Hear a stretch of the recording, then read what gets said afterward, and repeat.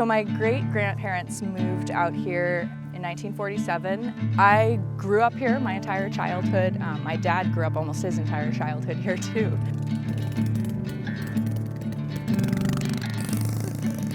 We have 200 cows here, and we are committed to regenerative, sustainable food production. For the cows, we grow all of our own grass. We grow some corn, we buy some corn from neighbors. We import a little bit of alfalfa and a little bit of grain from east of the mountains. So these marshmallows behind me, they are winter feed for our cattle. Much to the disappointment of 4-year-olds everywhere, they aren't actually marshmallows on the inside. They're haylage, which is chopped grass. We do 4 to 5 cuttings per year on our fields that aren't grazed by our cows, and then we let it lay out for just a couple days to get a little dry, but it's still wet, and then we wrap it up in these wrappers, and inside there it will ferment, and it does anaerobic fermentation without oxygen, and the bacteria is kind of starting to break it down. So if you've ever had like sauerkraut or kimchi or fermented foods,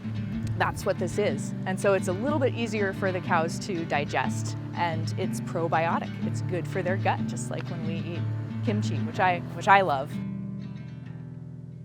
So this is our maternity pasture. Houdini is the cow over there. She's due in about a week, but we put her out here early just in case the baby comes early.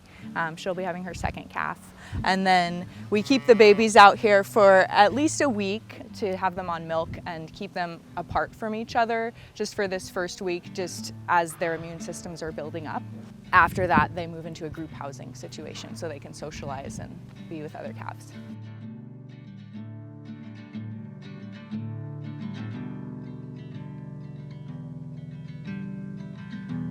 This grass has a whole deep root network when we don't till it, and we practice no-till. This hasn't been tilled in at least 20 years here. And every time the cow bites that grass down, the grass kickstarts into growth mode, and it starts pulling carbon dioxide in to photosynthesize and become more grass. And if it gets the chance to get up to that tall, like flower, it is a flower technically, it doesn't look like the flowers we think of, but where it's seeded out, then its growth slows down. It's like, okay, I'm done, I'm here, and I'm gonna grow much slower now and just do like a maintenance rate. But if you keep pushing it down and grazing it down into that fast growth rate, it's basically like teenager phase going through growth spurts all the time.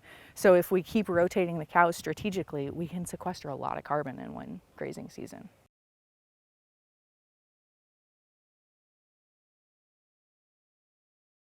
A riparian buffer is just everything between what's like actively farmed or changed by human activity, everything that's like farmed for crops, versus what is naturally occurring. And now that may be, historically, it's been here for a number of generations, but some of it is also, in a lot of cases with a riparian zone, intentionally planted to restore to how it was before.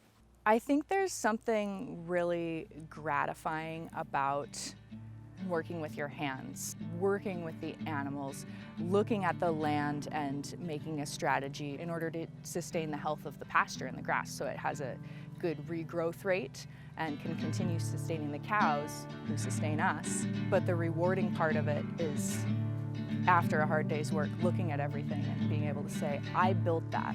That's all so rewarding, to be able to really see your work and see the impact that we can make, however small in the grand scheme of things.